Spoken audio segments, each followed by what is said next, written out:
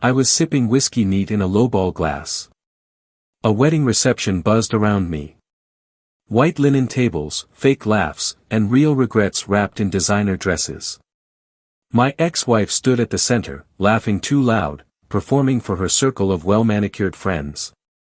Then she saw me. I hadn't been invited. Her new husband had been, and he brought me along as his plus one.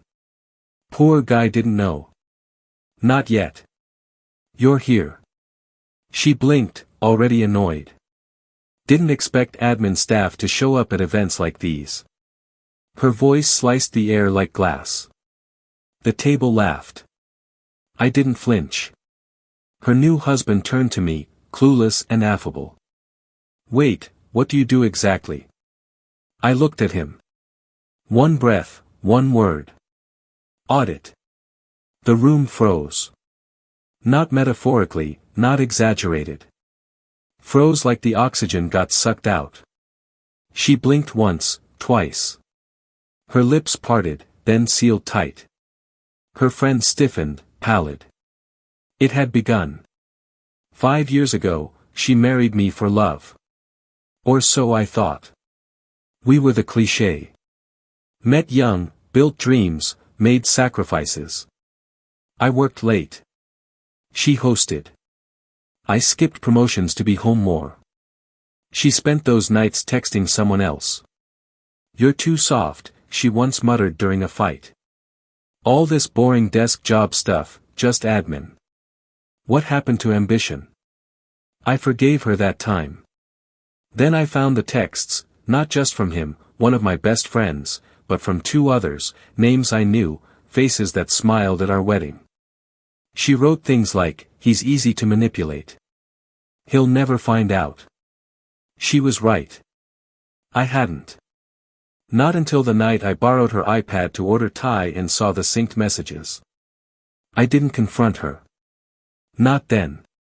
Instead, I copied everything. I slept beside her for another 3 months. I kissed her forehead every morning. I packed her vitamins for work. And every night, I read more, screen recorded, backed up, tracked locations. I documented hotel visits, screenshots of Venmo payments, Uber receipts, calendar entries disguised as yoga.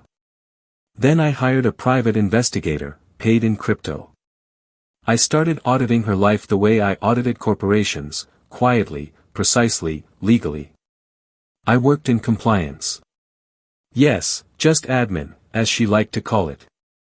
But I specialized in forensic accounting, the type that dismantles billion-dollar fraud rings.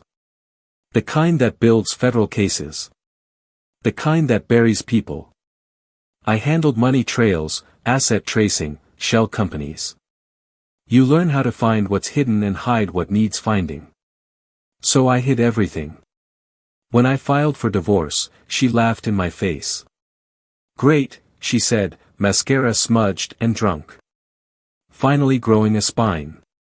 But her laughter stopped when the settlement came through, because by then I had already rerouted every shared asset she thought she had claimed. The condo, I bought it under an LLC she never knew I owned. The stocks, gifted to my sister 2 years prior, legally untouchable. The car, leased through my company. She got a couch and some throw pillows. She tried to fight it. Her lawyer quit a month in. Turns out she had unknowingly signed several postnuptials buried in the refinance paperwork I had prepared 2 years back. Every, I agree, signature she had given me gave herself one less legal leg to stand on. She told her friends I ruined her. Claimed I used her. They didn't know the truth. Not yet. Years passed. She married again.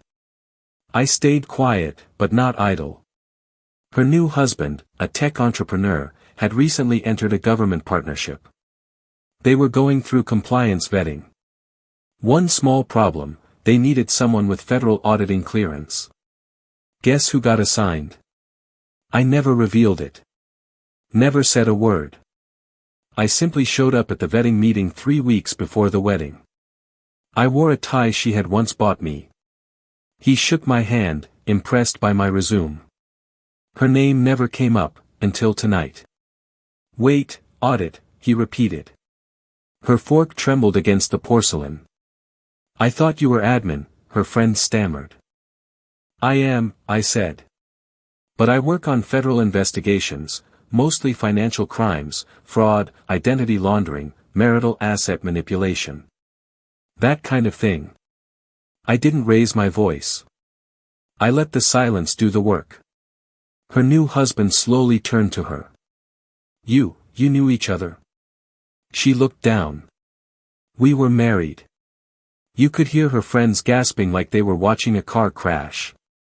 I took another sip. There's actually a phrase for what she did to me, I said softly. Gaslighting, financial infidelity, repeated deception, costly in court, sometimes even criminal. Her eyes widened. You wouldn't. I didn't, I said, calm. I let it go. Then I smiled. But I flagged some accounts connected to your new business. Conflict of interest. They're being reviewed next month. You might want to separate your finances. Quickly. He went pale. She whispered, why are you doing this? I leaned in, quiet enough for only her to hear. You made a joke once, I said. Called me a pawn. Forgot that pawns become queens if they reach the other side. Then I stood. I should go, I said to the table. I've got early meetings, systems to audit, lives to rebuild. And just like that, I walked away. Later that night, I sat alone on my balcony. The city blinked below. I didn't feel vindicated. Not exactly. Revenge doesn't taste sweet. It tastes clean. Like cutting out rot with a sharp blade. She never really knew who I was. She thought I was a quiet man with a safe job. A man who wouldn't fight back. What she never realized, I don't fight loud. I destroy quietly. And when I'm done, there's nothing left to bury.